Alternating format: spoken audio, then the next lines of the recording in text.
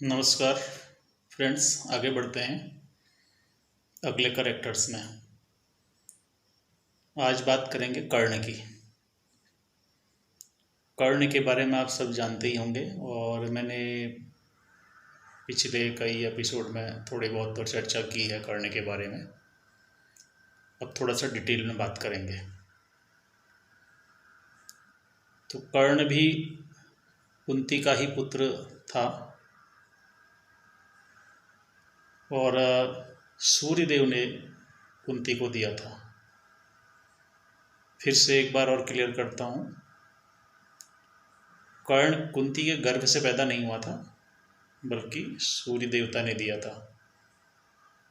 सूर्यदेव ने कैसे दिया था हम पहले बता चुके हैं इस बारे में कि एक बार कुंती ने जो है दुर्वासा ऋषि के जो है वरदान के सत्य को जानने के लिए सूर्यदेव का आह्वान कर लिया था, जब उनका विवाह भी नहीं हुआ था पांडु के साथ, उसके पहले की बात है। और बाद में जो है जब सूर्यदेव ने उनको कर्ण को दे दिया तो इन्होंने जो है लोकलाज के भय से कर्ण को गंगा नदी में प्रवाहित कर दिया था। और बाद में उसको जो है एक सूत उठा के ले गया था, जो स्नान करने के लिए गया था, और उसे मिला और उसने उसमें का पालन पोषण किया। कर्ण के बारे में हमने पूरा लगभग पहले जाना है। थोड़ा सा और डिटेल में जानने के लिए ये है कि कर्ण जो है शिक्षा के लिए उसके पिता सूत उसको लेके गए थे द्रोणाचार्य के पास। उन्होंने कहा था कि अब जो है गुरुकुल मेरा अपना नहीं है, तो आप जो है रिकमेंडेशन लेटर लिखवा के ले आइए हस्तिनापुर राज्य के। आप राज्य के पुराने कर्मचारी हैं, आपके लिए कोई आपत्ति नहीं होगी, और वहाँ से अगर लेटर मिल गया तो मैं एडमिशन दे दूँगा। परंतु ये गया नहीं था, और इसलिए नहीं गया था कि कोई पूछेगा तुम तो निसंतान थे, फिर ये संतान कब हुई, कहाँ से हुई, क्या हुआ, 50 तरह की बातें। और किसी ने क्लेम कर दिया कि भाई ये पुत्र हमारा है, तो फिर इतना साल जो उसने पाला पोसा उसका क्या। नहीं गया। और बाद में फिर वो उसके कर्ण की जो शिक्षा महर्षि परशुराम ने की, जो पार्ट टाइम जैसी थी, कुरुक्षेत्र में ही हुई थी। कर्ण ने बहुत लगन से जो है विद्या सीखी थी। और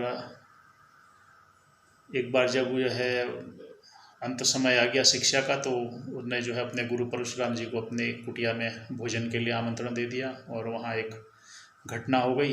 एक परशुराम जी जो है उसके जंघा में जो है अपना सर रख के सो गए भोजन के बाद, और एक कीड़े ने काट लिया था। तो कीड़े ने जो काटा तो उसका रक्त प्रवाह जो है जब परशुराम जी के माथे पर लगा, तो उन्होंने जान लिया कि ये तो इतनी सहन शक्ति क्षत्रियों में होती है, ब्राह्मणों में नहीं, तो ये जो है ब्राह्मण नहीं है, क्षत्रिय है। अब कर्ण की एक बात ये थी कि ये व्यक्ति जो है, क्योंकि आदमी जब थोड़ा भयग्रस्त होता है तो वो थोड़ा सा भय, जब उसे किसी अज्ञात भय, अज्ञात डर होता है जीवन में, तो सामान्यतया एक प्रवृत्ति बन जाती है कि झूठ बोलता है। कर्ण के साथ भी वही हुआ। इस व्यक्ति ने जब जो है ये महर्षि द्रोणाचार्य परशुराम के पास गया सीखने के लिए, तो इसने अपना परिचय छुपाया। महर्षि ने इसको पूछा था क्या तुम क्षत्रिय हो, तो इसने कहा नहीं, मैं क्षत्रिय नहीं हूँ। ये भी नहीं जानता था कि वो क्षत्रिय है। तो यहाँ उसकी बात सही थी, परंतु उसने अपना सही परिचय दे देना चाहिए था कि मैं जो है सूत का पुत्र हूँ, तो शायद कुछ बात बन जाती। परंतु जब उसने ये बात भी नहीं बताई और अपना वेश एक ब्राह्मण ब्रह्मचारी जो बालक होते हैं, बटुक जिन्हें कहते हैं, ऐसा वेश लेके वो पहुंचा था। और परशुराम जी ने भी बिना अपने योग बल के जाने ही स्वीकार कर लिया, ब्राह्मण पुत्र होगा, चलो ठीक है, दे देते हैं शिक्षा। मुखमंडल पर तो तेज है ही, उसके मुखमंडल पर तो तेज था। परंतु जो है ये जो कीड़ा काटने की घटना हुई, उसके बाद वो पकड़ में आ गया। परशुराम जी ने कहा कि तुमने मुझे झूठ बोला, यदि तुम मुझे सत्य बता देते अपना परिचय, तो हो सकता है मैं तुम्हारे लिए किसी दूसरे गुरु की व्यवस्था कर देता, क्योंकि मैंने प्रतिज्ञा ली है कि मैं किसी भी क्षत्रिय को शस्त्र विद्या नहीं सिखाऊंगा, और तुमने मुझसे ये पाप करवा दिया है, मेरा मेरी शपथ को भंग करा दिया है, इसलिए मैं तुम्हें श्राप देता हूँ। और श्राप दे दिया कि जिस समय तुम्हें जीवन में मेरी सिखाई हुई विद्या की अत्यंत आवश्यकता होगी, तुम इस विद्या को भूल जाओगे। परशुराम जी गलत नहीं थे, सही थे, उन्होंने सही श्राप दे दिया। परंतु अभी कर्ण ने क्या है, बहुत लगन से और बहुत मेहनत से विद्या प्राप्ति की थी। तो परशुराम जी को थोड़ा सा लगा कि नहीं, इतना बड़ा अन्याय भी ठीक नहीं होगा इसके लिए, तो उन्होंने अपना विजय धनुष इसको दे दिया। कहा कि ये विजय धनुष लेके जाओ, संसार में कुछ ही व्यक्ति होंगे जो तुम्हारे इस विजय धनुष का सामना कर सकेंगे। अब ये आ गया, मन में थोड़ा पछतावा था कि काश जो है मैं अपना सही से परिचय दे देता तो आज मुझे श्राप नहीं लगता। एनीवे, जब ये आ गया, आने के बाद फिर आपको पिछली बार बता चुका हूँ, रंगशाला में घटना घट गई। वहाँ जाके इसने चैलेंज कर दिया। इसको चैलेंज करने की ज़रूरत नहीं थी, परंतु इसने जो है चैलेंज कर दिया अर्जुन को कि मुझसे युद्ध किए बिना जो है सर्वश्रेष्ठ धनुर्धर का जो है टाइटल इसे नहीं दिया जाना चाहिए।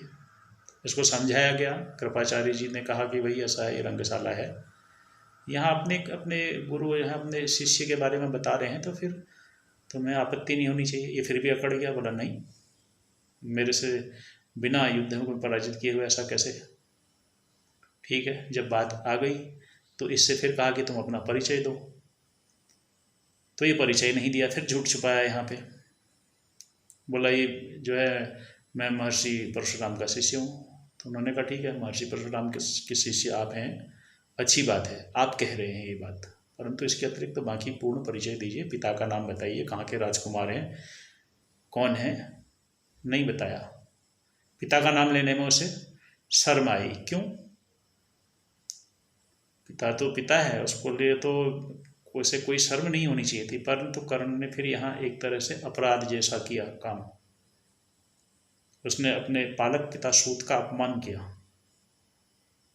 और जब वहाँ फिर भी नहीं बताया, उसके बाद भी जो है न तो ये बताया कि क्षत्रिय राजकुमार है, न कुछ, तो दुर्योधन ने उसको जो है अंग देश का एक राजा नियुक्त कर दिया, और उसके बाद फिर चैलेंज किया। युद्ध होने ही वाला था तो होनी, देखिए उसका पिता आ गया वहाँ रंगशाला में, और फिर से भेद प्रकट हो गया। तो जिस चीज़ को ये छुपाना चाहता था वो प्रकट हो गया। तो उन्होंने कहा कि भाई प्रतियोगिता नहीं हो सकती है, क्योंकि कुछ मानदंड होते हैं। और कई लोग यहाँ पे विरोध भी कर देते हैं कि भाई ऐसा नहीं करना चाहिए था, प्रतियोगिता यदि हो जाती तो वो अर्जुन को परास्त कर देता। तो ये इफ़ एंड बट्स ये सब नहीं चलते हैं, क्योंकि कुछ नियम होते हैं। अभी मान लो क्रिकेट का खेल आप सबको प्यारा होगा, मुझे तो नहीं है, भारत में लगभग बहुत लोगों को का प्यारा होता है क्रिकेट गेम।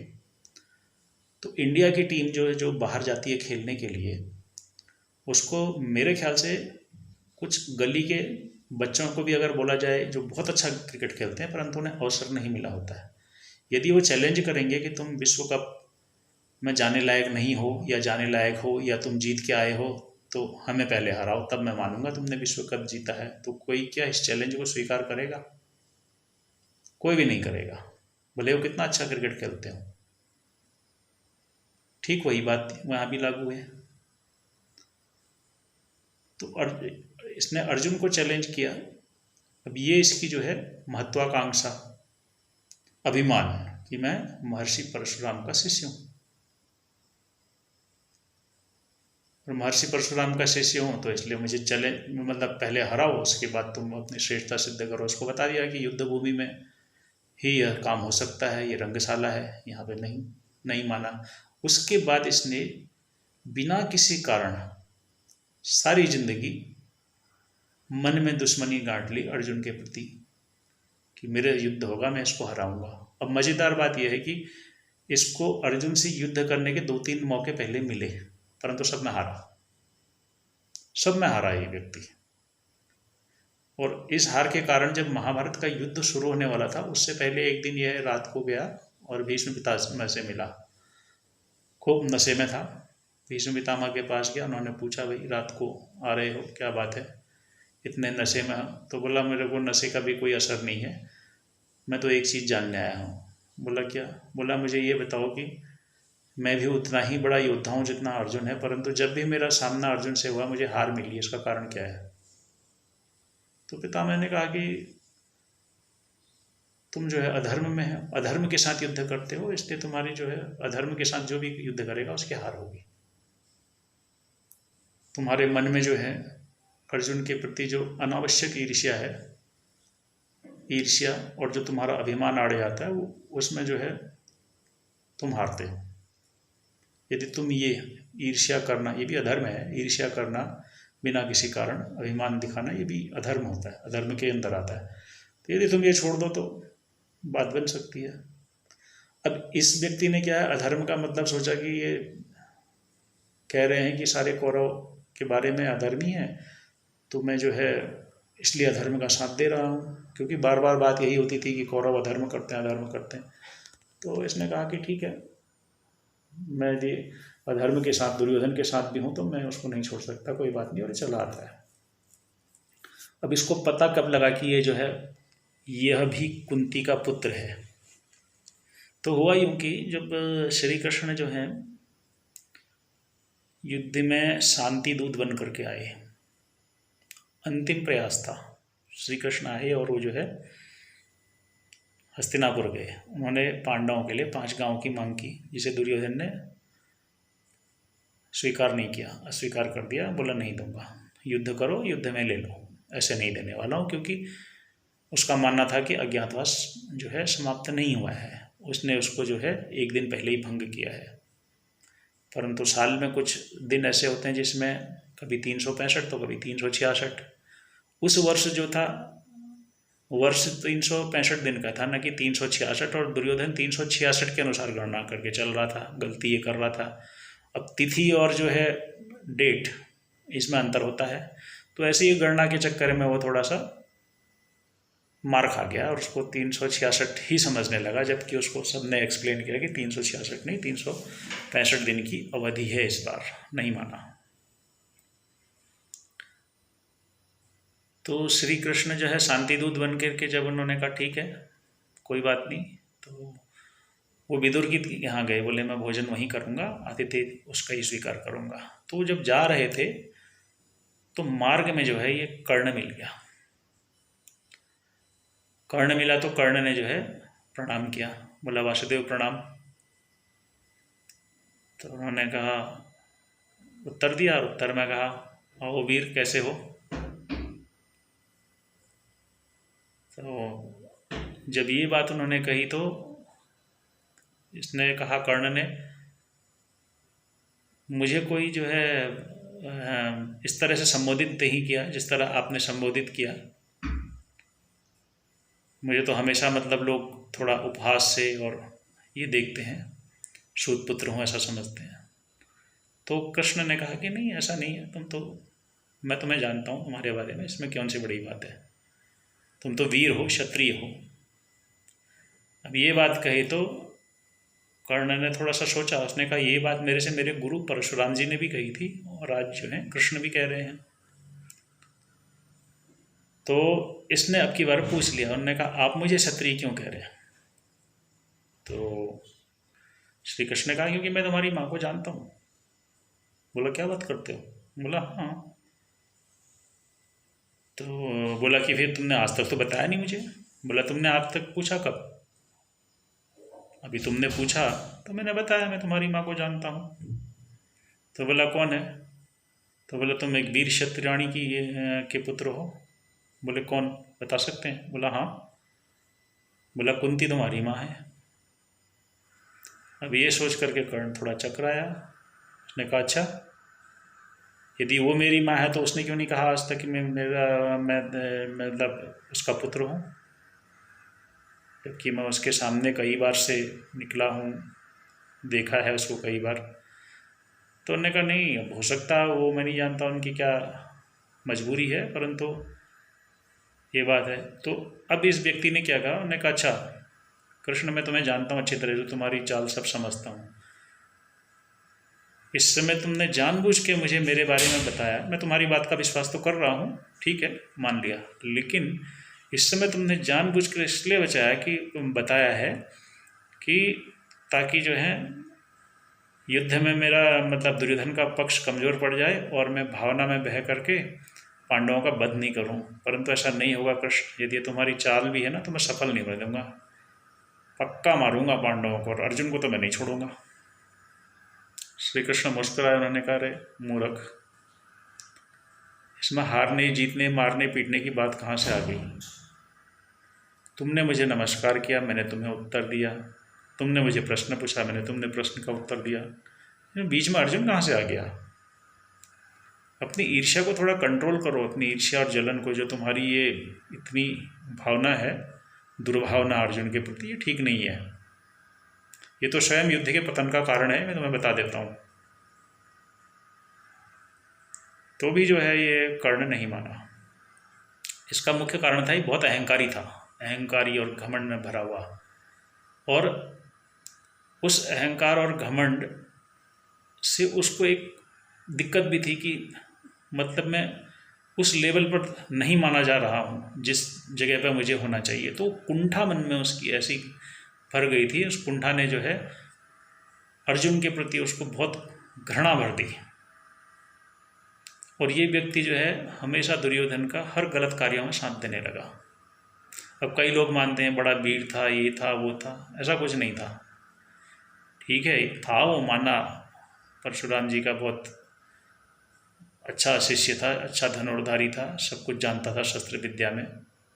और कुछ लोग ये भी मानते हैं कि नहीं, यदि कृष्ण सहायता नहीं करते तो ये अर्जुन को हरा देता, ये कर देता, वो कर देता। ये कुछ नहीं कर सकता था। जिस अर्जुन ने अग्नि को पराभूत किया हो, उसके लिए क्या दिक्कत थी? कोई दिक्कत नहीं थी उसके लिए। तो उसके सामने कुछ लोग जो कर्ण को प्रेज करते हैं और कहते हैं कि कर्ण बहुत बड़ा दानवीर था, बड़ा महान था, अर्जुन उसके सामने कुछ नहीं था, ऐसा कुछ नहीं। इसको दानवीर का वरदान दिया था देवराज इंद्र ने, क्योंकि यह जानते हुए भी कि देवराज इंद्र कवच और कुंडल मांगने आने वाले हैं, जो इसको स्वप्न में एक दिव्य पुरुष ने बता दिया था, और वह सपना दूसरे दिन सच हुआ था। उसके बाद भी इसने कवच और कुंडल दान दे दिए थे। तो इस दान के कारण देवराज इंद्र ने जो है एक अमोघ अस्त्र दिया और साथ में कहा कि तुम्हारा नाम दानवीर कर्ण के नाम से प्रसिद्ध होगा। तो वरदान के स्वरूप इसको प्रसिद्धि मिली है। उतना बड़ा दानी नहीं था। सूर्यदेव की पूजा आराधना करने के बाद वो नित्य जो भी आएगा उसको दान देता था। किसी ने कुछ मांग लिया तो, अन्यथा ऐसा नहीं। जो भी आएगा उसके सामने सूर्य की पूजा के बाद कुछ भी मांग ले तो उसने एक अपना ध्येय बना रखा था कि मैं अवश्य दूंगा, तो देता था। तो जब देवराज इंद्र ने कवच और कुंडल मांगे तो उसने दिया। ये बड़ी बात है, छोटी बात नहीं है, ये माना जा सकता है। परंतु इसका जो है अहंकार, द्रौपदी के लिए गलत वचन कहना, द्रौपदी के स्वयंवर के समय में इसको द्रौपदी ने मना कर दिया था। अब मना करने का कारण ये जो है चिढ़ गया। द्रौपदी ने जब स्वयंवर के समय सब राजकुमार जो है फेल हो गए निशाना लगाने में, तो ये उठ के खड़ा हुआ। तो इससे जब परिचय पूछा गया, इसने जो है वहाँ भी अंगराज कर्ण दिया। उन्होंने कहा भैया पिता का नाम और ये सब बताओ। तो तब इसने बहुत उससे कहा कि मैं जो है मेरे पिता सूत हैं, सूतपुत्र कर्ण हूँ। तो तब द्रौपदी ने मना कर दिया। उन्होंने कहा आप सूतपुत्र हैं, राजा हैं भले ही, लेकिन मैं आपसे विवाह नहीं करना चाहती। तो स्वयंवर में द्रौपदी का अधिकार था। स्वयंवर का मतलब ये होता है जो स्वयं चुने। इसको वो भी अपमान लग गया। तो वहाँ भी इसने झगड़ा किया और वहाँ भी अर्जुन से इसने युद्ध करने की सोची और अर्जुन ने इसको वहीं परास्त कर दिया था। तो वहाँ भी अर्जुन को के सामने नहीं टिक पाया था। उसके बाद विराट युद्ध हुआ। विराट युद्ध में जबकि इसके पास कवच कुंडल भी थे, तब उसके बाद भी जो है अर्जुन के सामने नहीं टिक पाया ये व्यक्ति। और जब महाभारत का युद्ध हुआ, केवल 2 दिन को इसको मिला जिसमें जो है अर्जुन के सामने युद्ध के लिए आया। 5 दिन जब द्रोणाचार्य जी जो हैं कमांडर थे, चीफ कमांडर, उस समय इसका था पता नहीं था। तब क्यों नहीं ढूंढ रहा था ये अर्जुन को और इसको अन्य पांडवों को? एक बार जो है ने अपनी कुंती ने जो है, जब कुंती को भी पता चला युद्ध में कि कर्ण ने प्रतिज्ञा ली है कि वो पांडवों को अवश्य मारेगा और अर्जुन को तो मारेगा, तो ये मांगने के लिए गई कि तुम अर्जुन को मत मारना, क्योंकि कुंती चाहती थी कि ये इनका भाई है, भाई न मारे। तो तब इसने कहा कि अब मैं जो है दुर्योधन को तो वचन दे चुका हूँ, चलो अर्जुन को तो पक्का मारूंगा, बाकी को मैं छोड़ दूंगा अगर अगर ऐसा मौका लगा तो अब इसने क्या है, एक बार इसको ऐसा समय मिल गया, इसने जो है युद्ध का 16वां दिन था, जब द्रोणाचार्य जी नहीं रहे उसके बाद। तो ये व्यक्ति जो है युद्ध करने के लिए युधिष्ठिर और इनके सामने आगे बढ़ा, तो अपने धनुष बाण से इसने युद्ध किया, तो उन लोगों ने भी धनुष बाण से युद्ध किया, तो इसने धनुष बाण से उनको परास्त कर दिया और ये आगे बढ़ गया।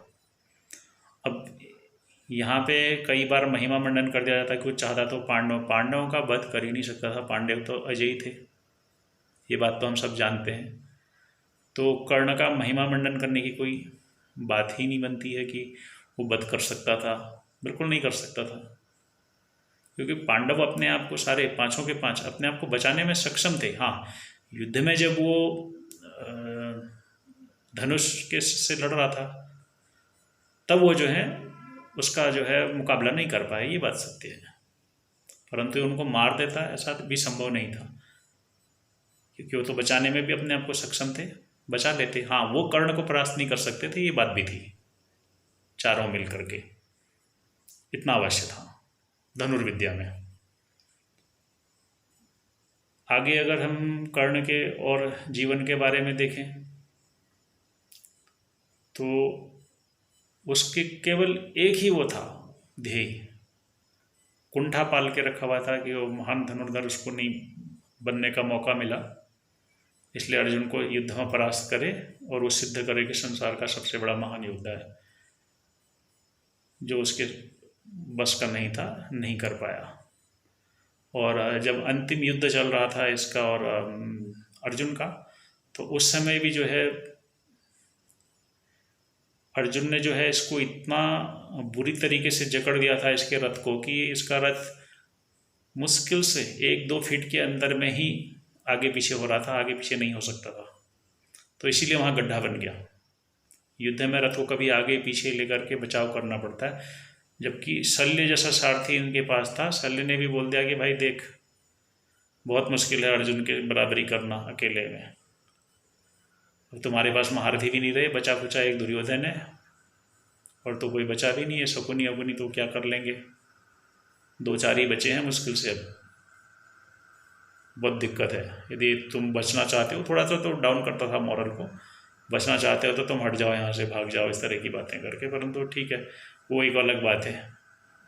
ये जो है वीर योद्धा था तो पीछे तो नहीं भाग सकता था, परंतु अर्जुन ने इतनी टाइट पोजीशन कर दी कि वहीं गड्ढा बन गया, क्योंकि मुश्किल से 1-2 फीट में अगर रथ आगे पीछे बार बार हो रहा तो गड्ढा तो बनना ही था, और निकलने के लिए जब मना कर दिया, दूसरा रथ तो है ही नहीं, तो प्लानिंग फेल थी, इसकी प्लानिंग तो कर ही नहीं पाता था।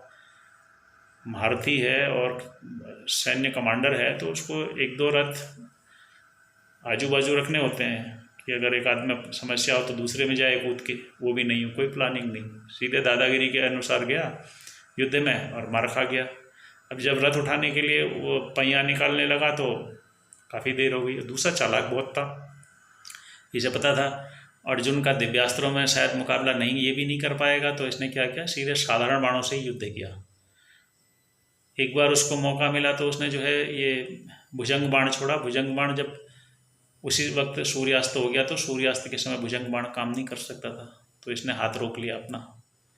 तो अर्जुन को ऐसा लगा कि शायद इसने आज उसको जीवन दान दे दिया है, परंतु बाद में श्री कृष्ण ने वो भी क्लियर कर दिया, उन्होंने कहा ये भुजंग बाण चल ही नहीं सकता था, इसलिए जो है ये शो कर रहा है कि मैं महान हूँ।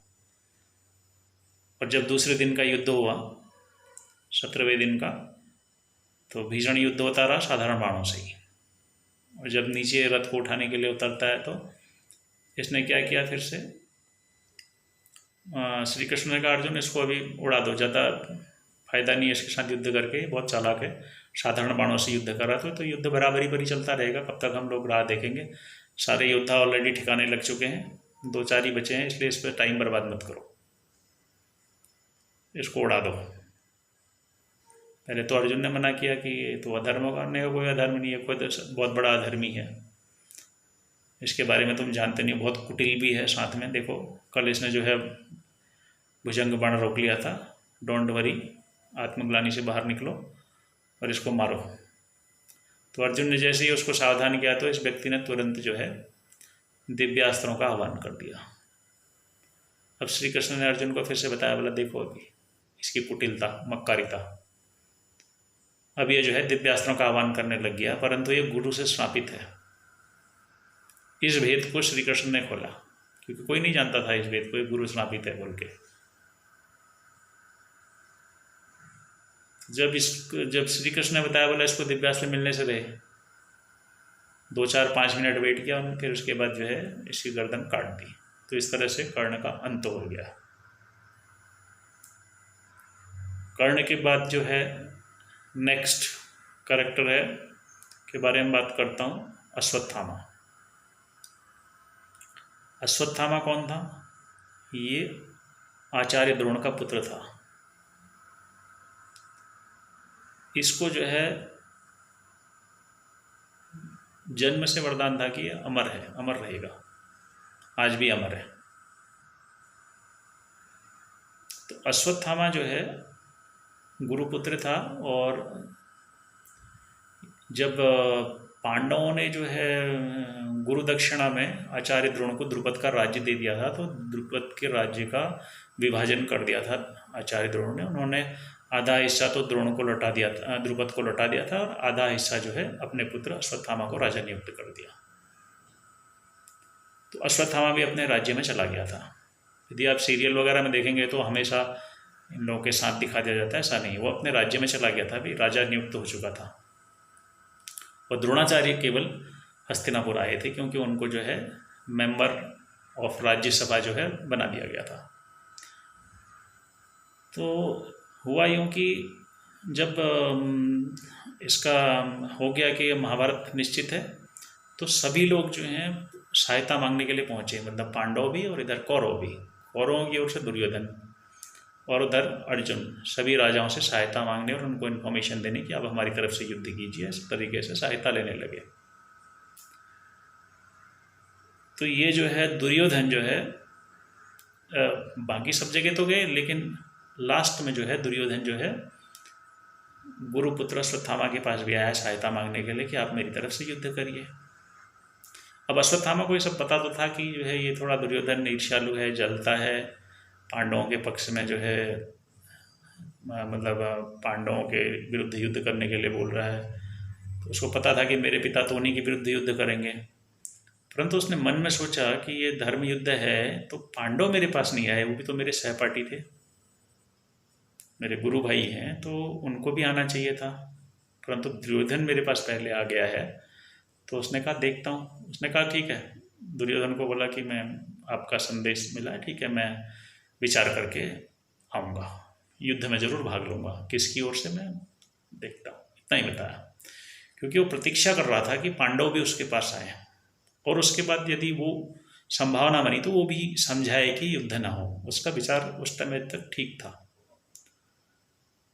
युद्ध के दिन निकट आते जा रहे थे, परंतु पांडव नहीं आए, तो इस बात से थोड़ा सा उसके मन में थोड़ा सा दिक्कत हुई। उन्होंने कहा यार जो भी हो, कुछ भी हो, दुर्योधन तो आया, दुर्योधन ने तो मान दिया ना उसको कि गुरु भाई है, पांडव नहीं आए। तो फिर उसने अपना रथ निकाला और वो जो है चल पड़ा हस्तिनापुर की ओर और कुरुक्षेत्र की ओर आ गया। उसने कहा ठीक है, मैं दुर्योधन तुम्हारे पक्ष में युद्ध करने के लिए आया हूँ। इस बात को सुन करके बहुत प्रसन्नता हुई कर्ण और शकुनी को विशेष, कि गुरुपुत्र आ गया तो आधा पलड़ा हमारी तरफ भारी हो जाएगा। अब वहाँ युद्ध के बाद क्या हुआ कि अश्वत्थामा जो है ठीक है युद्ध करता रहता था, तो उसने अपने पिता से एक दिन पूछा, उसने कहा कि ये दुर्योधन हमेशा मुझे ताने देता रहता है कि जब भीष्म पितामह जो है उनको हटा दिया गया युद्ध में, वो रणभूमि में गिरे, उसके बाद द्रोणाचार्य जब बने तो दुर्योधन ने एक प्रश्न किया। उन्होंने कहा आचार्य क्या आप भी भीष्म पितामह की तरह पांडवों का वध नहीं करेंगे? दुर्योधन चालाक तो था ही, तो गुरु द्रोण समझ गए। तो उन्होंने कहा कि ऐसा है, मैं इस बात की कोई गारंटी नहीं देता हूँ कि करूँगा या नहीं करूँगा, तो ऐसा कुछ नहीं है, युद्ध है, युद्ध में डिपेंड करता है कब कहाँ क्या है, इसलिए मैं तुम्हें कोई वचन नहीं दूंगा कि मैं वध नहीं करूंगा। असल में दुर्योधन चाह रहा था कि यदि वचन दे देंगे तो मेरा प्रोटेक्शन हो जाएगा, जैसे भीष्म पितामह के रहते हुए भीष्म पितामह से प्रोटेक्शन ले लिया था कि मेरे भाइयों को भी कुछ नुकसान नहीं होना चाहिए, और 10 दिन तक एक भी कौरव नहीं मारा गया था, क्योंकि भीष्म पितामह दोनों को बचाने में ही लगे हुए थे। बोले पांडवों का मैं वध नहीं करूँगा, तुम्हारे भाइयों का वध नहीं होने दूंगा। और दुर्योधन को पता था कि मन से जो है गुरु द्रोणाचार्य भी पांडवों के ही पक्ष में है। अब यदि ये उनके पक्ष में है तो फिर सीधी सी बात हो जाए, सौदा कर लिया जाए। परंतु द्रोणाचार्य ने मना कर दिया, बोले ये तुम्हारा पारिवारिक मामला था और अब मैं युद्ध का मैं कमांडर हूँ तो मैं अपने अनुसार युद्ध करूँगा, इसलिए मेरे को ये सब इस तरह के प्रश्न मत पूछा करो। तो दुर्योधन जो है बार बार ताने देता था कि गुरुवर तो उधर उनकी तरफ हैं, पांडवों की तरफ हैं। तो इस बात से जो है अश्वत्थामा को बड़ा परेशानी हो गया। एक दिन 2 दिन बार बार जब इसी बात को कहा तो उसने एक दिन अपने पिता से पूछा, उन्होंने कहा आप एक चीज़ बताइए। उन्होंने कहा क्या? उन्होंने कहा आप किसके पक्ष में युद्ध कर रहे हैं, पांडवों के या कौरवों के? तो द्रोणाचार्य ने कहा तुम ऐसा क्यों पूछ रहे हो, तुम देख तो रहे हो ना मैं जो है दुर्योधन के पक्ष में युद्ध कर रहा हूँ। तो उन्होंने कहा नहीं, दुर्योधन मुझे ताना देता है कि आप अब तक एक भी पांडव का वध नहीं कर पा रहे हैं या नहीं किए। तो उन्होंने कहा तुम्हें इस बात पे ध्यान देने की कोई ज़रूरत नहीं है, वो दुर्योधन है, वो ऐसा ही कहता रहेगा। तो उसने कहा नहीं, ये दिक्कत है, या तो आप पांडवों का वध कर दीजिए या फिर आप मेरे को बोलो मैं दुर्योधन का ही वध कर देता हूँ, मैं ताने नहीं सह सकता।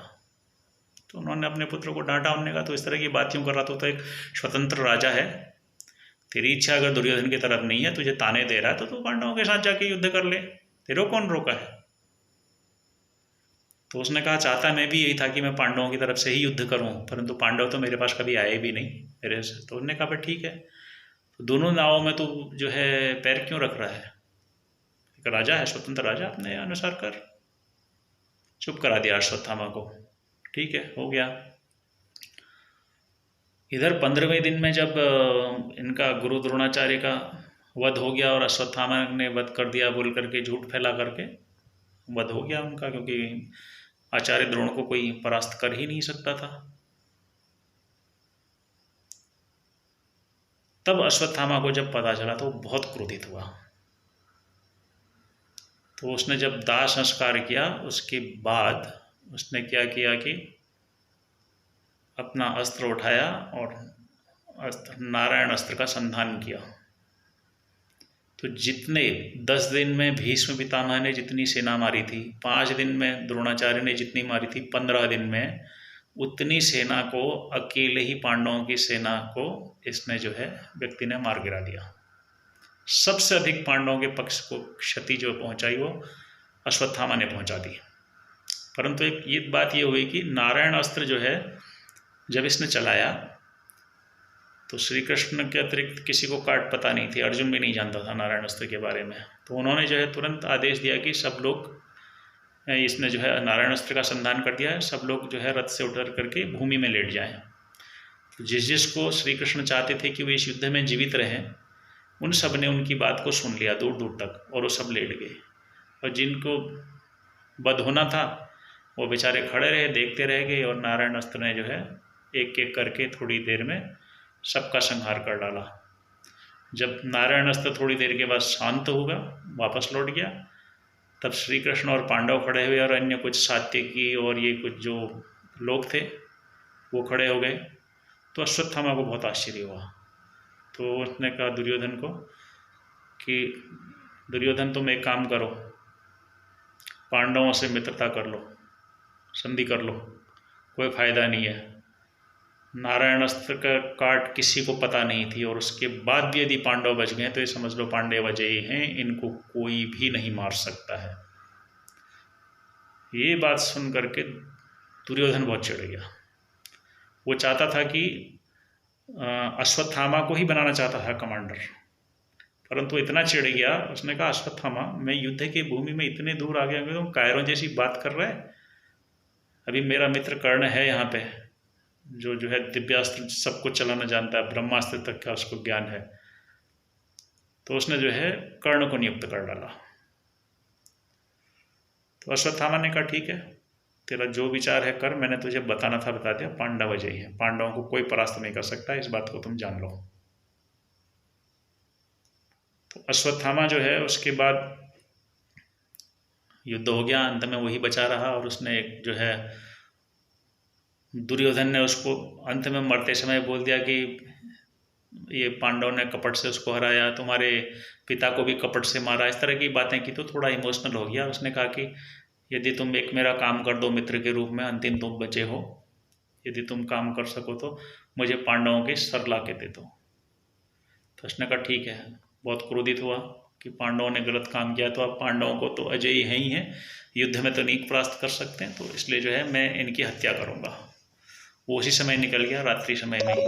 और उसने जब रात्रि के समय में पांडवों को जो है पांडवों के शिविर में गया, और वहाँ उस दिन गलती से पांडवों के 5 पुत्र जो द्रौपदी से मंत्र बल से हुए थे उनको मार डाला। फिर उसके बाद वो आत्मग्लानि में भर गया।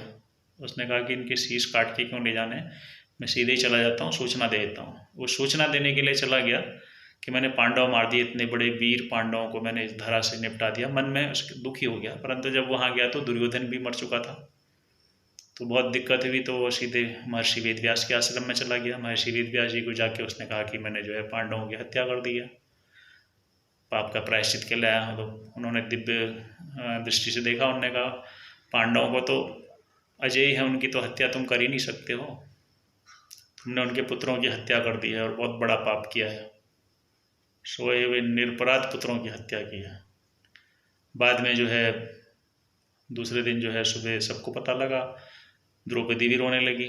तो अर्जुन ने जो है बाण पहचाने, बोले गुरुपुत्र अश्वत्थामा के हैं, और वो इनके पीछे जो के दौड़ते हुए गया। श्री कृष्ण ने जान लिया महर्षि वेदव्यास के आश्रम में, और वहाँ जाके इसके जो है युद्ध के लिए ललकारा। जब इसने आया तो ये थोड़ा डर गया, बोला सब 5 पांडव आ गए, तो इसने ब्रह्मास्त्र चला दिया, और ब्रह्मास्त्र के काट के लिए अर्जुन को भी ब्रह्मास्त्र चलाना पड़ा। ये लौटाना नहीं जानता था। महर्षि वेदव्यास ने कहा कि सृष्टि नष्ट हो जाएगी ब्रह्मास्त्रों के टकराने से, वापस लो। अर्जुन ने ले लिया, और इसने जो है कहा कि मैं वापस नहीं ले सकता, मुझे वो विद्या नहीं आती है। तो इसने डायरेक्शन मोड़ा, और उत्तरा के गर्भ में जो है कि बालक को नष्ट करने के लिए उसको प्रेरित कर दिया कि पांडवों का वंश समाप्त हो जाएगा। और इस तरह से जो है इसको पाप लग गया। श्री कृष्ण ने जो है उत्तरा के गर्भ को तो बचा लिया, और उसके बाद इसको जो है इसके माथे पे जो मणि थी उसको छीन लिया, जिससे ये जो है निस्तेज हो गया, और इसको श्राप दिया कि तुम जो है कलिकाल के अंत तक पीड़ा भुगतोगे। तो अश्वत्थामा अभी भी जो है, ये कलिकाल जो है 4,32,000 वर्ष का है, अभी भी उस पीड़ा को भुगत रहा है। जगह जगह हर तीर्थों में जाता है, तीर्थों में वास करता है, और उसको जो है श्रापित जीवन है, प्रकट भी नहीं कर सकता है कि मैं अश्वत्थामा हूँ। परंतु वो इस समय तपस्या कर रहा है। 4,32,000 वर्ष की कठिन तपस्या जो अभी चल रही है उसकी, हर तीर्थों में जाके स्नान करना, स्तुति करना भगवान कृष्ण की, और ये सब। तो अगले मनवंतर में वो जो है सप्तऋषियों में स्थान पाएगा, ऐसा जो है श्रीमद् भागवत कहती है। पुराने कल्पों में जितने भी लोगों ने जो इस तरह के गलत काम किए या जो किए, उन्होंने तप भी किया है, तपस्या भी की, और तपस्या के बाद वह जो है काफ़ी उच्च पद पर भी पहुँचे हैं। तो अश्वत्थामा उनमें से एक है, जो 4,32,000 वर्ष के बाद अगले मनवंतर में, इस मनवंतर में नहीं, अगले मनवंतर में जो बहुत सालों के बाद होएगा, तब वह सप्तऋषियों में स्थान पाएगा। तो आज हमने बात की कर्ण और अश्वत्थामा की, और जो है अगले एपिसोड में फिर चर्चा करेंगे दूसरे कैरेक्टर की। तब तक के लिए हरे कृष्ण।